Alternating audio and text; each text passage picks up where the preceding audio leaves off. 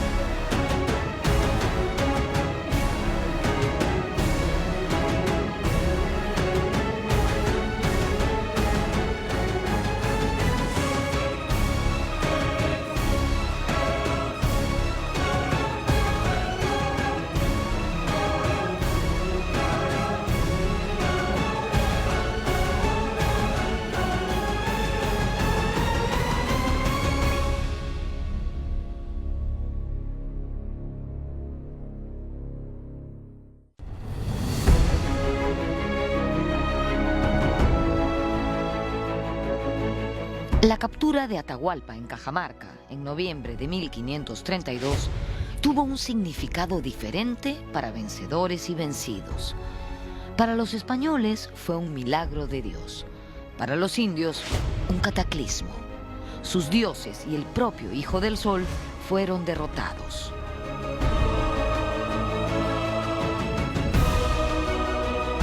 Como ya dijimos en el programa anterior, la conquista se hizo posible gracias a que los españoles se aliaron con las etnias enemigas de los incas, entre ellas los cañaris.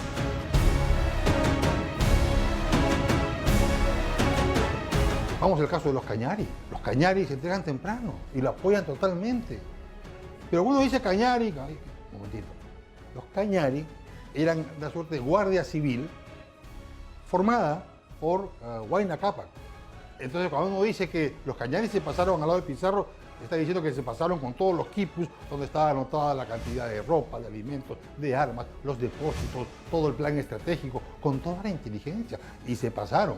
Y les sirvió de algo, por supuesto. Para empezar, les dieron el Valle del Yucay. Así que todos esos gringos que van a tomar fotos a los descendientes de los incas, están tomándole fotos a los descendientes de Francisco Chilche y otros cañaris que estuvieron por ahí.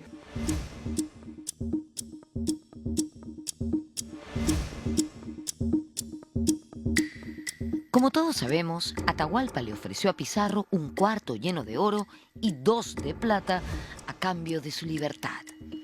Temía el Inca que los españoles establecieran una alianza con Huáscar. Pizarro de inmediato aceptó el ofrecimiento.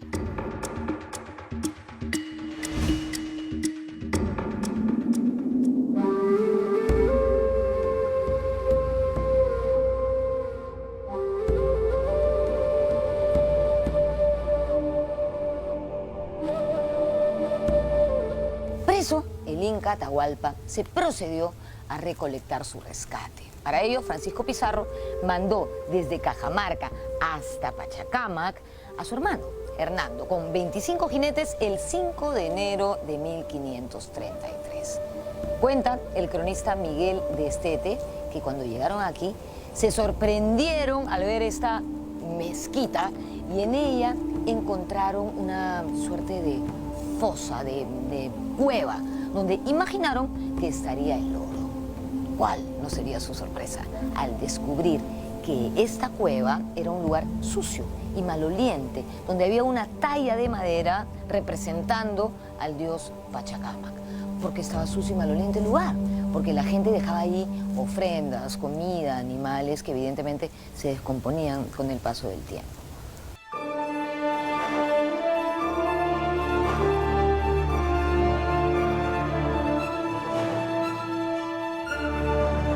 Imaginen la furia que sintió Hernando Pizarro al ver esta situación. Acusó a los indios de adorar imágenes demoníacas y mandó a quemar el ídolo.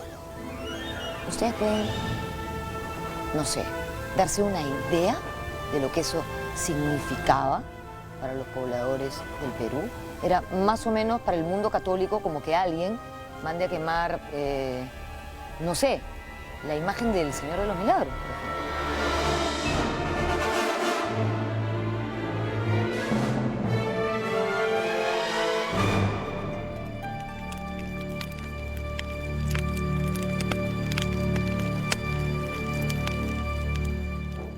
Sí, señor.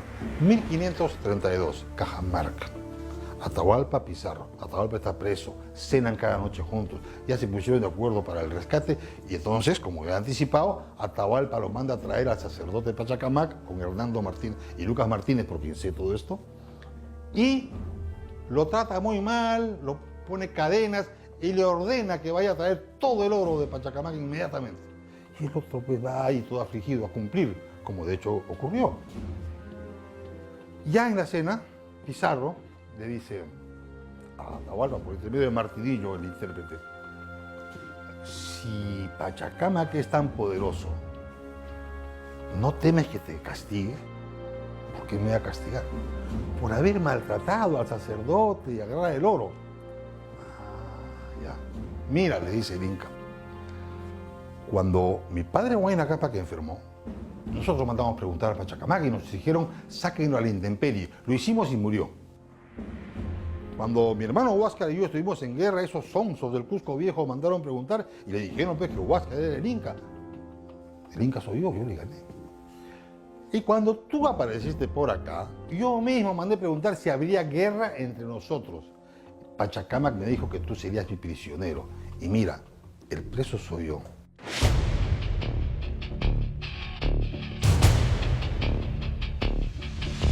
La llegada de Diego de Almagro a Cajamarca empeoró la situación de Atahualpa, quien secretamente mandó asesinar a su hermano Huáscar para que no pudiera aliarse con Pizarro.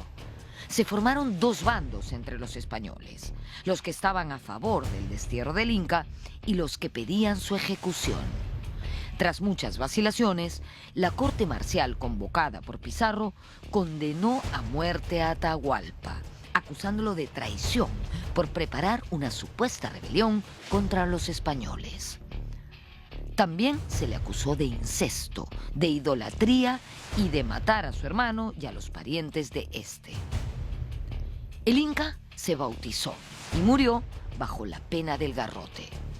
Corría el mes de julio de 1533. Al parecer, el rescate de Atahualpa consistió en más de 6.000 kilos de oro y cerca de 12.000 de plata. Al rey le correspondió la quinta parte, el llamado quinto real. Cada grupo recibía el botín de acuerdo a su aporte. En el caso de la corona, el botín lo recibía a través de los impuestos del quinto real y de alcabalas, etc. La compañía de conquista recibía también una buena parte del botín ya estipulado en los acuerdos con la corona, y luego venía lo que recibía cada uno de los conquistadores, y cada uno de ellos recibía algo en función a sus aportes. También recibían en función a las acciones bélicas en las que habían estado. Por ejemplo, en Cajamarca se obtuvo un gran botín que se cerró en esa fase. El que estuvo en Cajamarca recibió parte del botín de Cajamarca. El que no estuvo allí no lo recibió. Lo mismo se dio al entrar a la ciudad del Cusco.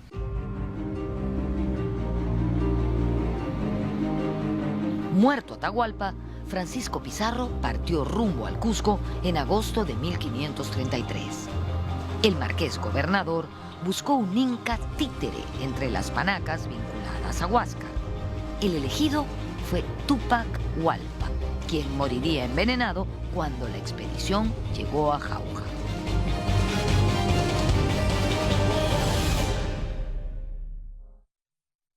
Uno piensa que Francisco Carvajal se hace cabalgatas desde Quito hasta Cusco y tiene cerca de 80 años.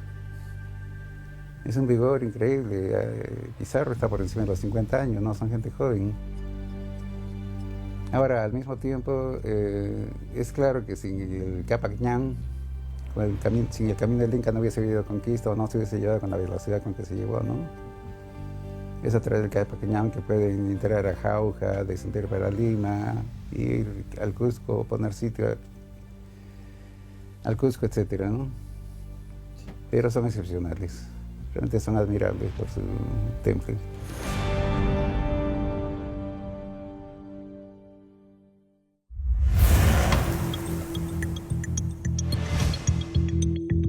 La conquista fue justificada bajo argumentos racistas, como la superioridad biológica del europeo sobre el indígena. Al margen de eso, lo cierto es que la población indígena fue devastada por las enfermedades recién llegadas, para las que ellos no tenían defensas.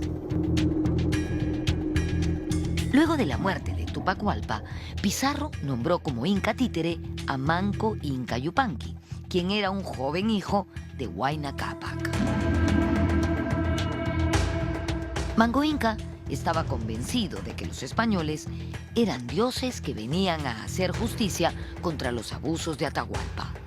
Pizarro, por su parte, quería aprovechar la autoridad del joven príncipe inca. De esta manera, ambos ingresaron juntos al Cusco en noviembre de 1533.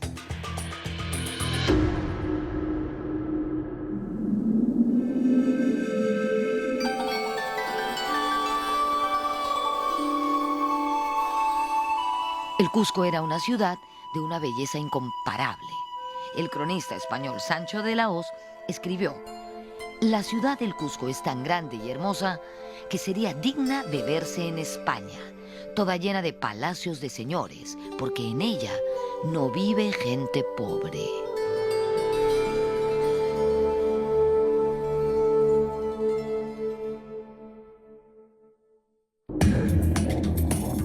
Los habitantes del Cusco vieron con sorpresa cómo sus templos eran saqueados por los supuestos dioses.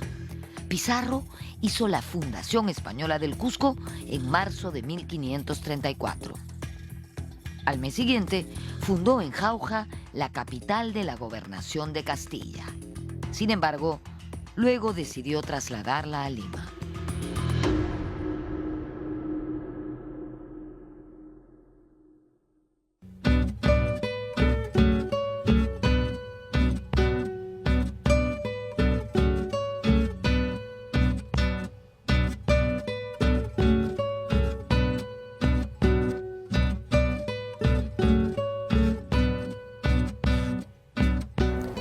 En las expediciones españolas casi no había mujeres.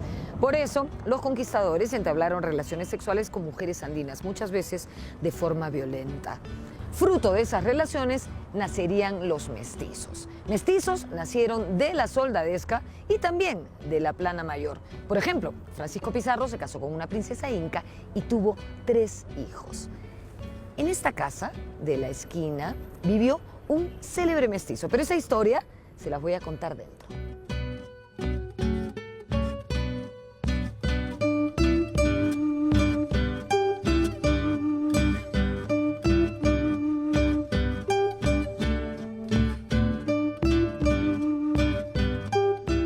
El capitán Garcilaso de la Vega tuvo como concubina a una jovencísima ñusta, Isabel Chimpu Ogllo, que era sobrina de Huayna Cápac. Fruto de esa relación nacería un célebre mestizo en Cusco en 1539, el cronista Gómez Suárez de Figueroa, que ya mayor cambiaría su nombre por Garcilaso de la Vega Inca.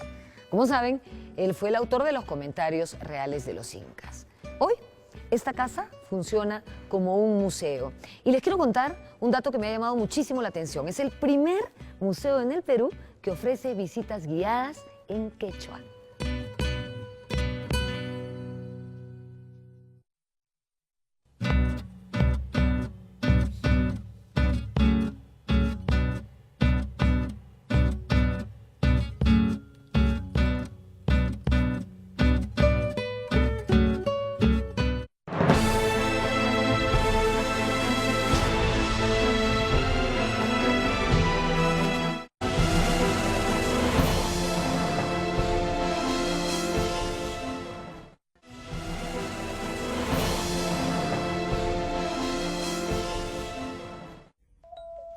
Siguiendo con Manco Inca, no pasó mucho tiempo para que se desengañe. Descubrió que los conquistadores no eran dioses, sino mortales que enloquecían por el oro y la plata. Y él mismo fue víctima de esa ambición desmedida. Sin respetar su condición de gobernante, lo encarcelaron y cometieron toda clase de abusos contra él y su esposa.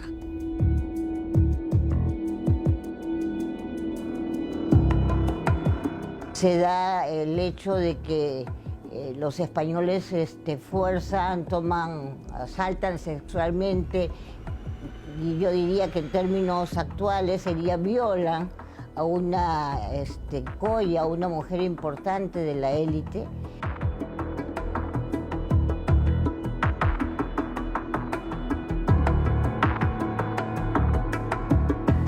Cansado de las humillaciones e interpretando el sentir de sus súbditos, Manco Inca decidió iniciar la rebelión.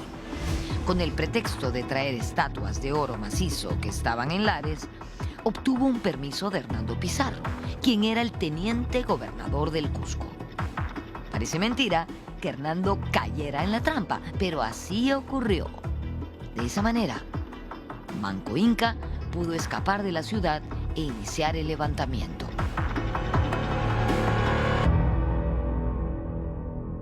Y en este año, en 1536, Manco Inca se da cuenta de que los españoles no eran personas con las cuales se podía formar una alianza a su favor personal, ni a favor del mantenimiento del imperio de los incas, sino por el contrario, ellos estaban progresivamente quitándole el poder que él deseaba mantener. Y es en ese momento que inicia una rebelión.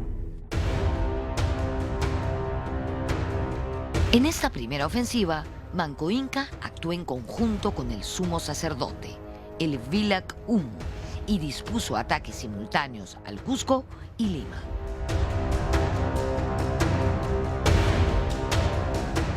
Los españoles lo consideran como el supremo sacerdote, algo así como el Papa, pero no. El Vilac Humo era parte de la élite incaica y era, digamos, co-reinante o co-gobernante con el Inca, que estaba en funciones. Por lo tanto, el Vilac Humo es un personaje importantísimo y era en realidad el Inca que tenía funciones religiosas. Había una diarquía, es decir, dos incas gobernando, y el que tenía funciones religiosas era el Vilac Humo, pero se intercambiaban.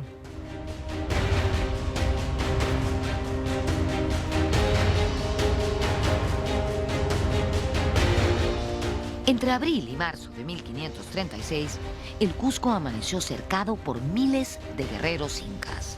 Además, para neutralizar a los caballos, Manco hizo inundar los alrededores de la ciudad. Hernando Pizarro preparó la defensa con su escasa fuerza reforzada por decenas de miles de chachapoyas, tarmas, chancas, huancas y yauyos, etnias enemigas de los incas.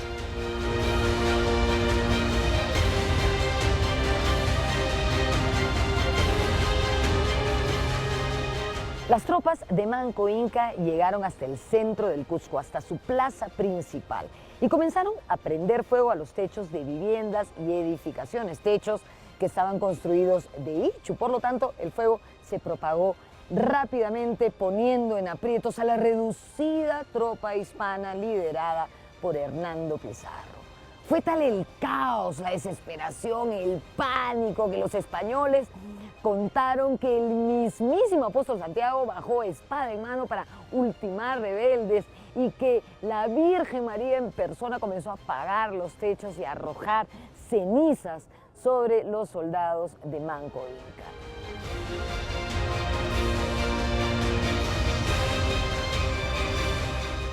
Hernando Pizarro tuvo una actividad indesmayable y no dudó en castigar a los españoles por temerosos y cobardes.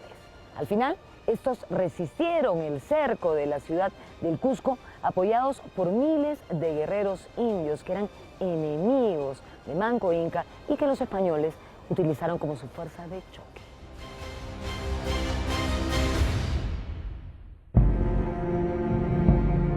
A mediados de mayo de 1536 y tras duros enfrentamientos, los españoles y sus aliados se apoderaron de Sacsayhuamán.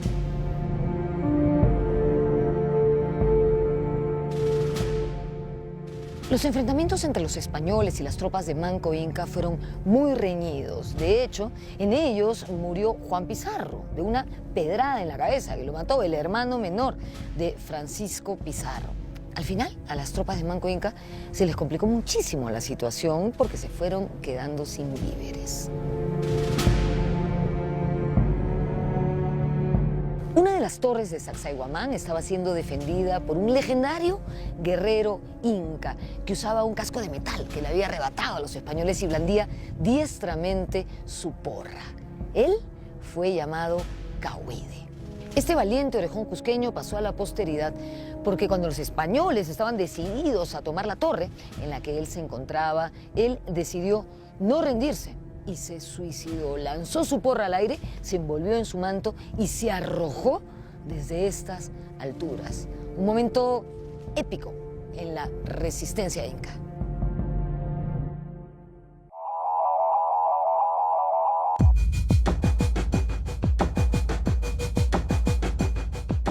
Preocupado por la suerte del Cusco, Francisco Pizarro decidió enviar desde Lima tropas de apoyo a la sierra. Fue así que salieron 4 expediciones que se encontrarían con las fuerzas del general Inca Quisu Yupanqui, enviado por Manco Inca a tomar la capital. Las huestes españolas fueron aniquiladas por los guerreros incas en Huaytará, Parcos y Jauja. Una 5ª expedición enviada por Pizarro llegó a Huarochirí y regresó a Lima a toda prisa al enterarse de la terrible suerte de sus camaradas. El cerco de Lima era un hecho.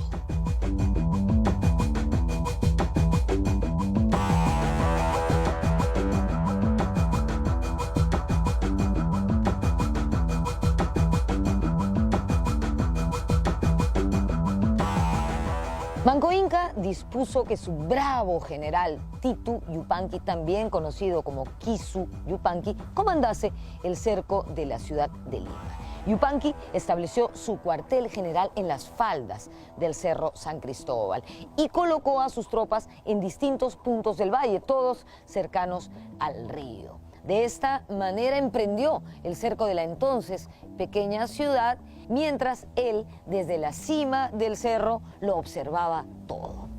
Claro, yo supongo que ese día no había esta neblina, ¿no? Porque si no hubiera sido bien difícil observar lo que estaba pasando.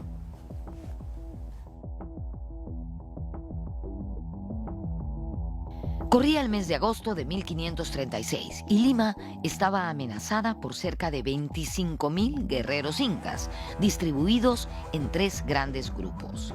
Se produjeron varias escaramuzas y los españoles no consiguieron romper el cerco. Pizarro entonces preparó a su ejército para la batalla final. Como en el Cusco, los españoles recibieron el valioso apoyo de miles de indígenas, enemigos de los incas.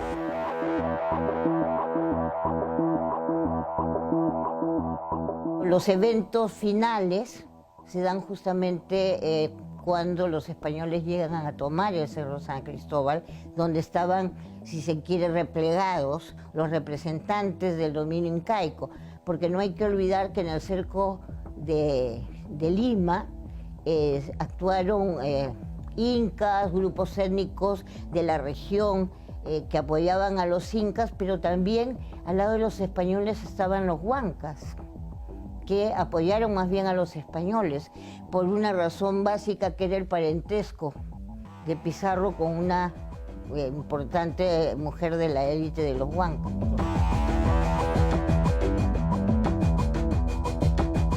Kisu Yupanqui estaba decidido a exterminar a los extranjeros. "A la mar, barbudos", era el grito de sus guerreros.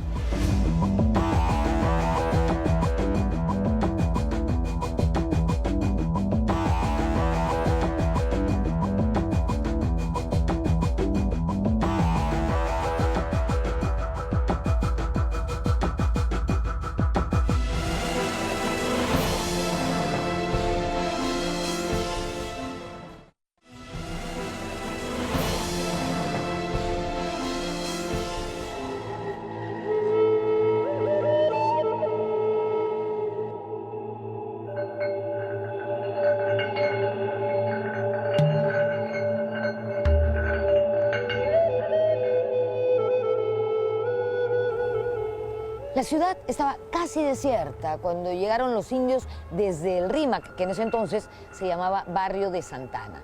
El sangriento enfrentamiento se produjo más o menos donde yo estoy en este momento, en el actual Jirón Ancash, a la espalda de Palacio de Gobierno.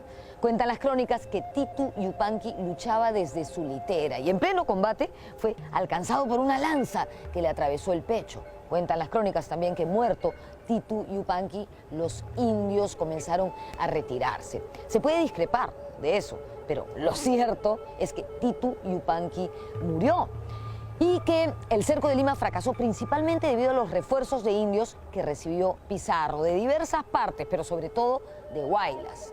Recordemos que Francisco Pizarro estaba casado con Inés Huaylas, cuya madre era la señora de Huaylas, Contarhuacho. En ese caso, la suegra sí que le dio una ayudita al yerno.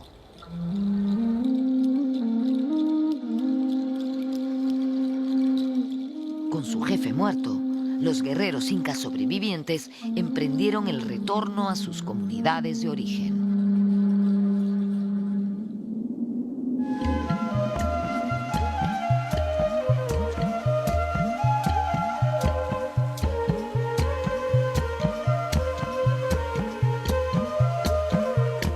Estamos en Puruchuco, zona arqueológica ubicada en el distrito de Ate.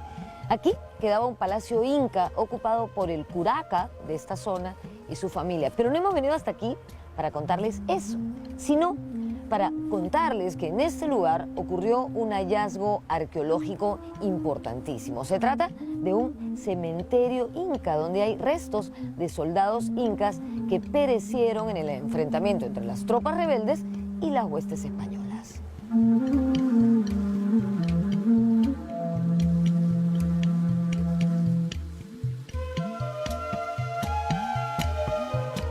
¿Y por qué decimos que fue un hallazgo arqueológico importantísimo?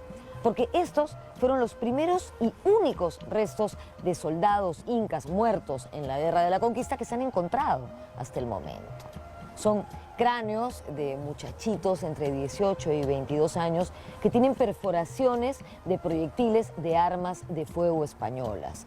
Recordemos que en esta guerra Pizarro tuvo de aliados a los indios Huaylas, pero no solamente a ellos, sino también a indios de otras zonas de Lima, como Surco, Caraballo y Lurigancho.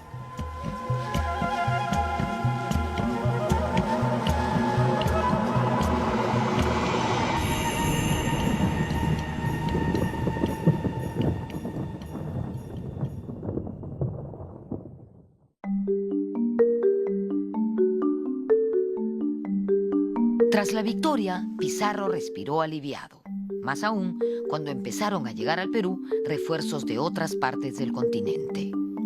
Mientras tanto, en el Cusco seguían los enfrentamientos. Hernando Pizarro intentó sin éxito capturar a Manco Inca. En la refriega era muy llamativa la rivalidad de algunos pueblos con los incas. Un caso notable era el de los huancas, del Valle del Mantaro, frente a los cuales Manco entabló una guerra a muerte. Años después, ellos solicitarían ante la Audiencia de Lima y luego ante el rey de España beneficios por los favores prestados a la causa hispana en las guerras de conquista. En el Cusco, los combates eran cada vez más reñidos. Manco Inca montaba a caballo y usaba armas de fuego. Ambas cosas arrebatadas a los españoles.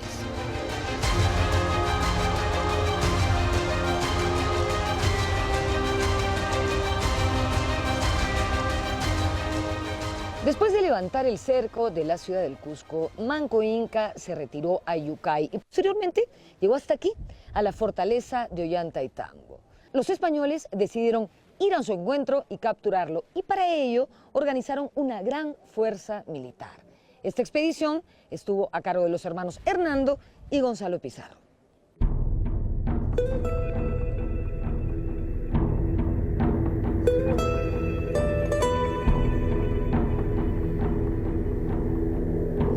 Advertido de la amenaza, Manco Inca pudo organizar la defensa y rechazar a las tropas enemigas desde estas alturas. Cuentan las crónicas que el Inca dirigió a sus hombres montado a caballo, con una lanza en la mano. ¿Se imaginan? Eso quedaría genial en una película, ¿no? A pesar de haber puesto en aprietos a la administración española, Manco Inca era el soberano de un imperio en ruinas. La guerra no daba tregua para la siembra, los depósitos estaban saqueados y la tropa empezaba a sentir hambre. En el sur, las fuerzas rebeldes fueron derrotadas y pereció el sumo sacerdote. Además, la alta dirigencia cusqueña seguía mostrando grietas. Pauyu Inca, hermano de Manco Inca, estableció una alianza con Diego de Almagro. Pauyu Inca era un hermano de Manco Inca. Él viajó con Diego de Almagro a Chile y volvió con Diego de Almagro. Y luego que Manco Inca fracasa en su rebelión, Pauyu Inca se alía con los españoles. Lo coronan, Almagro lo corona como nuevo Inca, entendiendo, digamos, a los incas como una monarquía más de estilo europeo. Coronan, lo vuelven Inca, le ponen la Mascaipacha en algún momento, y él se vuelve el nuevo Inca del territorio. Entonces hay un momento en el que hay dos Incas, en realidad el Inca rebelde, que es Manco Inca, y el Inca aliado de los españoles, que es Pauyu Inca. Pero yo creo que Pauyu Inca refleja el sentir de un conjunto de la población incaica, que era que los españoles no podían ser vencidos, no podían ser expulsados, que ellos estaban ahí y no se iban a retirar. Entonces lo más práctico para él probablemente era una alianza con ellos, de tal manera que él pudiera mantener un poder en el territorio, ser un Inca, pero ya un Inca no como en los tiempos antiguos, sino esto más bien sería un Inca que comparte su poder con las nuevas autoridades españolas.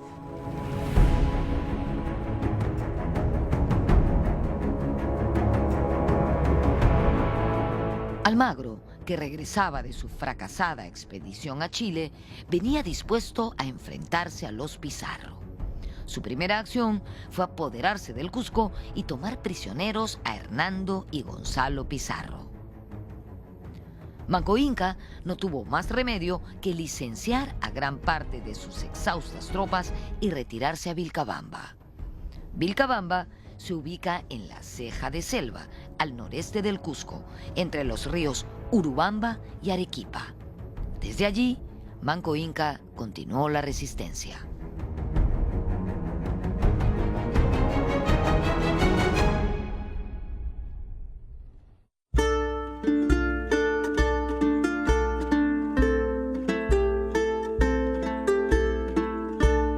Vilcabamba es una ciudad grande, estamos hablando de 15 hectáreas aproximadamente que están cubiertas por la selva.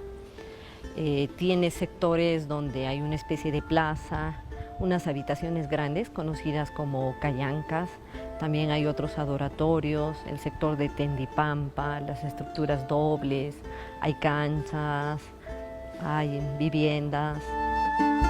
Replegarse en Vilcos y luego en Vilcabamba supone, digamos, generar un espacio donde él desarrolla, digamos, poder, dominio sobre los grupos nativos lugareños, donde desarrolla culto al sol, pero vuelve al culto original, a Punchao. Entonces, eso ritualmente tiene y políticamente tiene una gran importancia, porque justamente es, digamos, recomponer el mundo. O sea, el mundo se había puesto al revés, se estaba produciendo un caos. Manco Inca se va a este mítico lugar llamado el Vilcabamba, y en el Vilcabamba lo que hace Manco Inca es organizar un conjunto de pequeñas hostilidades contra los españoles, van atacando de a poco, roban algunos elementos, armas, caballos, etc. Una especie de guerra de guerrillas. Durante 8 años, Manco Inca dirigió en Vilcabamba una suerte de estado independiente y en 1544 fue asesinado por un soldado almagrista refugiado en ese lugar.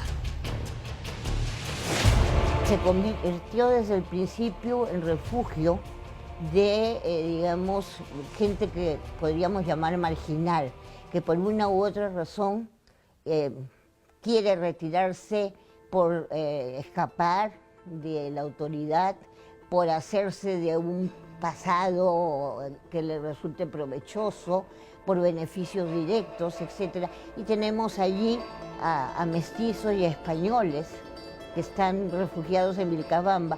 Y Diego Méndez, que es el que mata a Manco Inca, aparentemente había sido seguidor de Almagro.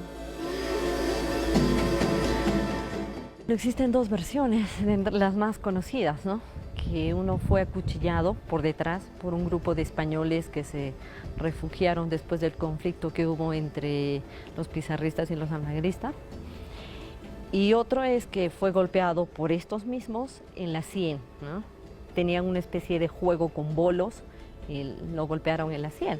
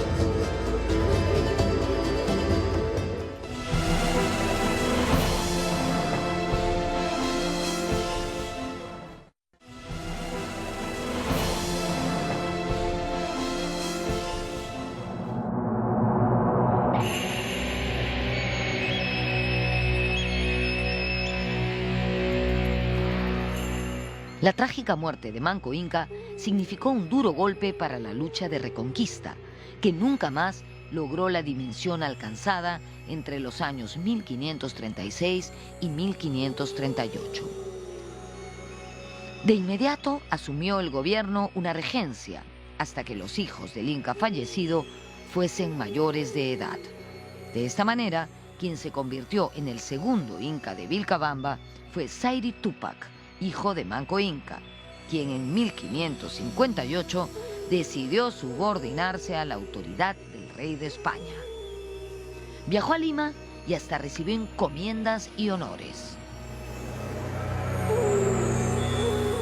De Sayri Tupac, también el hijo mayor de Manco Inca, el que le sucedió una vez que falleció Manco Inca. Estuvo él muy poco tiempo en el gobierno. Generalmente estuvo en contacto con los españoles, con el gobierno español, y bueno, finalmente le dieron su encomienda en Yucay, en el Valle Sagrado. Sayri Tupac falleció muy joven, en 1560. En su reemplazo, asumió el gobierno Titu Cusi Yupanqui.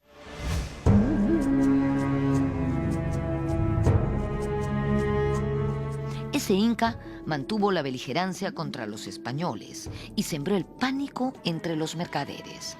Durante 10 años mantuvo esa postura sin ser derrotado por el virrey Diego López de Zúñiga. Lo importante de Titu Cusi Yupanqui es que fue el autor de un escrito enviado al gobernador del Perú, Lope García de Castro, donde narraba detalles de la rebelión de su padre, Manco Inca, y donde defendía su origen noble. Él escribe esta crónica un par de años antes de morir o poco antes de morir, que es básicamente una historia de cómo Manco Inca vivió la rebelión contra los españoles, y lo que tiene esta crónica es el punto de vista de los incas. El punto de vista, en este caso, de los que perdieron este enfrentamiento y que progresivamente, para los años de Manco Inca, ya hacia la década de 1560, el poder de ellos era cada vez menor y, como comento, las instituciones españolas y la presencia española se consolidaba. Es probable que este esfuerzo de Titu Cusi Yupanqui haya sido resultado de un intento por decirle al rey y a las autoridades del virreinato peruano de que él era un legítimo heredero de la monarquía o lo que podía entenderse como una dinastía inca, y que por lo tanto había que entablar negociaciones con él y negociar con él el dominio del territorio, ¿no? Si bien el texto de Titu Cusi es muy importante, puesto que muestra el parecer de los incas rebeldes, hay que tomar en consideración que él no escribe de puño y letra, como Guamán Poma de Ayala, sino que se lo dicta a alguien. Es decir, hay una intermediación. En realidad no es prácticamente una crónica, es un relato que acompaña a un petitorio que Lope García de Castro, cuando llegue a España, le va a entregar al propio rey y al Consejo de Indias. Entonces, es importante porque se considera que es el único documento que hasta ahora conocemos elaborado por un inca. Pero también hay que ser claro señalando que está elaborado por un inca, pero con la colaboración de un sacerdote y con la colaboración que escribe de un mestizo. En 1566, Titu Cusi Yupanqui llegó a firmar con el gobernador López García de Castro la paz, o el Tratado de Acobamba, donde se estipulaban algunos acuerdos, como permitir el ingreso de misioneros españoles a Vilcabamba. Titu Cusi fue bautizado cristiano y falleció en 1571, al parecer víctima de envenenamiento. Fue reemplazado en el trono de Vilcabamba por su hermano, el sacerdote Túpac Amaru. Cuando ocurrió esto, ya gobernaba el Perú el virrey Francisco de Toledo, quien tenía como objetivo acabar con las pretensiones de la sobreviviente nobleza inca y destruir el reducto de Vilcabamba. Para ello, organizó una expedición militar con el pretexto de castigar la muerte de sacerdotes católicos a raíz de la enfermedad de Titu Cusi Yupanqui. La defensa rebelde fue débil y Túpac Amaru capturado y degollado. Cuando muere, abandona, se pierde Vitcos, Yuragrumi, y los incas se recluyen en la zona de Espíritu Pampa o Vilcabamba. Y es ahí donde Túpac Amaru, siendo un joven, casi un adolescente, se hace cargo de la resistencia.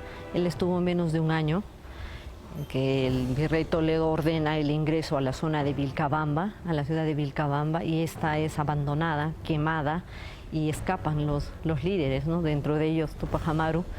Claro que tiempo después es capturado, porque él fugaba con una esposa adolescente que estaba embarazada, entonces no podía ingresar a la selva tan fácilmente. Y bueno, es capturado, traído al Cusco y degollado en la Plaza de Armas, ¿no?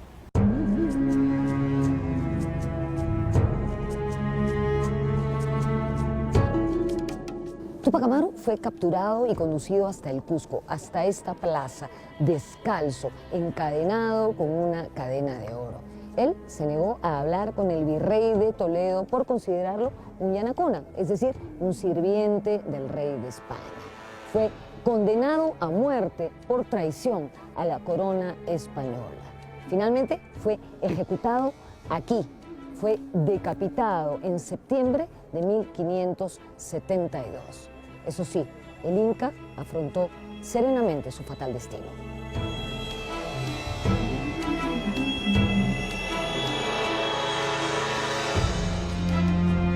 A la ejecución de Túpac Amaru le siguieron las persecuciones de los príncipes incas. Martín, hijo de Túpac Amaru de solo 3 años, fue desterrado del Cusco.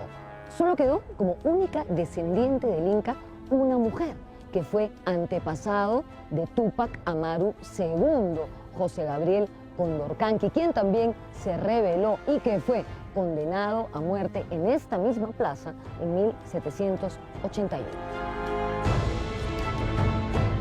La ejecución del último de los incas rebeldes, ordenada por el virrey Toledo, no fue vista con buenos ojos por el rey de España. El inca Garcilaso escribió que cuando Toledo regresó a España, el rey Felipe II le increpó: váyase a su casa, no lo he enviado al Perú para que mate reyes, sino para que sirva a reyes.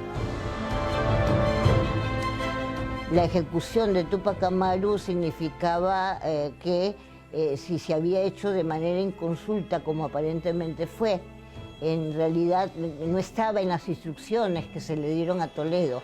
A Toledo le dieron instrucciones de pacificar, de procurar que salgan los incas de Vilcabamba, que se termine con esa, digamos, con ese refugio de un sector de la élite, porque la otra parte de la élite estaba en Cusco, en convivencia con los españoles, naturalmente. Pero no hay una orden de ejecutar al Inca, y por lo tanto eso no le convenía ni al rey ni al Consejo de Indias, y efectivamente en el juicio de residencia a Toledo le considera un demérito y se le llama la atención por esa acción, ¿no? Ahora, fue una ejecución, digamos, que marcó mucho tanto a la población nativa en general, sobre todo la del Cusco, a los restos de la élite que quedaban en el Cusco. Con la muerte de Túpac Amaru, culminó una guerra de resistencia que había durado 36 años. Es una historia de heroica resistencia incaica que debemos conocer para no repetir la equivocada idea de que la conquista española concluyó con la captura y muerte de Atahualpa en Cajamarca.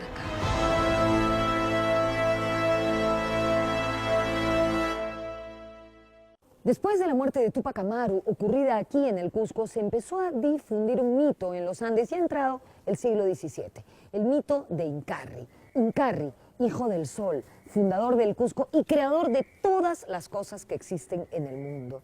Incarri fue apresado y decapitado y su cabeza fue enterrada aquí, en esta ciudad. Sin embargo, el mito cuenta que su cabeza sigue viva, mientras su cuerpo se reconstituye debajo de la tierra. Cuando eso ocurra, Incarri volverá a restituir el orden del mundo. ¿Qué creen ustedes? ¿Habrá alguien capaz de restituir el orden en este mundo en el que vivimos? Ojalá, ¿no? Nos vemos en la próxima.